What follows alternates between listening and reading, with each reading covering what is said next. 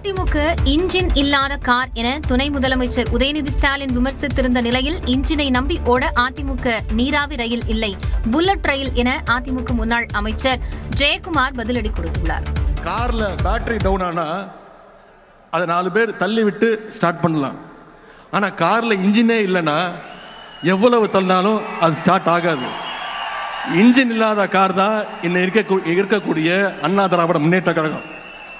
இப்போ பாஜக அப்படின்ற லாரி அந்த இன்ஜின் இல்லாத காரை எப்படியாவது கட்டி இழுத்துட்டு போக பாக்குது. இப்பெல்லாம் வந்து டெக்னாலஜி அட்வான்ஸ் ஆயிடுச்சு. அவர் என்ன அந்த காலத்திலேயே வந்து பாத்தீங்கன்னா அந்த காலத்துல அந்த நீராவி இன்ஜின், அதே போல இந்த மாதிரி இந்த இன்ஜின், புல்லட் ட்ரெயினுங்கிறது இன்ஜின் அது எலக்ட்ரிக்கல் தானே ஓடுது. ஓட்டோம்னா ஆட்டோமேட்டிக்கா ஓடின்னு இருக்கும். இவர் ஒன்னும் பார்த்தா கூட்ஸ் ட்ரெயினா இருக்காரு. இவருக்கு வந்து ஒரு அப் டு டேட்டா இல்லைன்றதான் வந்து ஒரு உதயநிதிக்கு வந்து பாத்தீங்கன்னா அந்த நேரத்தில் சொல்றேன். இல்ல வந்து பாத்தீங்கன்னா அது கரியில ஓடுற இன்ஜினா இது. இன்னைக்கு எல்லாம் புல்லட் ட்ரெயின். இன்னைக்கு இன்ஜினே வந்து இன்னைக்கு சுருங்கிச்சு. இன்னைக்கு பாமகவில் ராமதாஸ் மற்றும் அன்புமணி இடையிலான மோதல் அதிகரித்து வருகிறது. பாமகவில் யாரை துரோகி என நினைக்கின்றீர்கள் என்பதை பாமக தலைவர் அன்புமணி வெளிப்படையாக அறிவிக்க வேண்டும் என அக்கட்சியின் கௌரவ தலைவர் ஜி.கே. மணி வலியுறுத்தியுள்ளார்.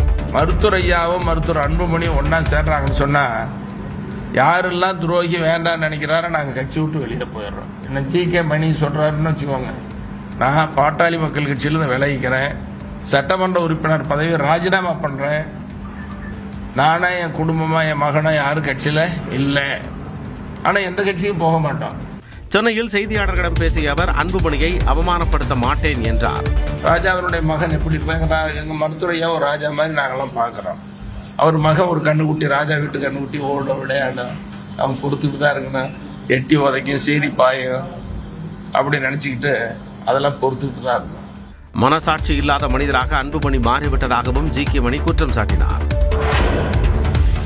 பாமகவின் விதிமுறைகள் குறித்து ஜி.கே. மணி தன்னுடன் விவாதம் நடத்த தயாரா என்று அன்புமணி ஆதரவாளரான வழக்கறிஞர் பாலு கேள்வி எழுப்பியுள்ளார். ஜி.கே. மணி அவர்களை பார்த்து கேட்கிறேன், பிரச்சனை ஏற்பட்டு ஐயாவும் சின்னையாவும் சந்திக்க முடியாத சூழல் ஏற்பட்ட பிறகு எத்தனை முறை நீங்கள் கட்சியினுடைய நிறுவனர் மருத்துவர் ஐயா அவர்களை பல முறை சந்தித்தீர்கள்?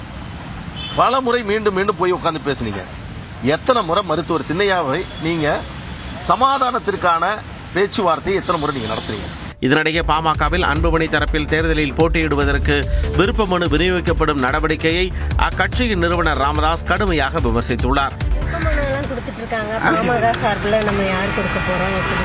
ஏதோ பைத்தியக்காரங்க செய்கிறதெல்லாம் என்கிட்ட நெக்கல் சரியா தகுமா முறையா உங்களை கேட்கிறேன்.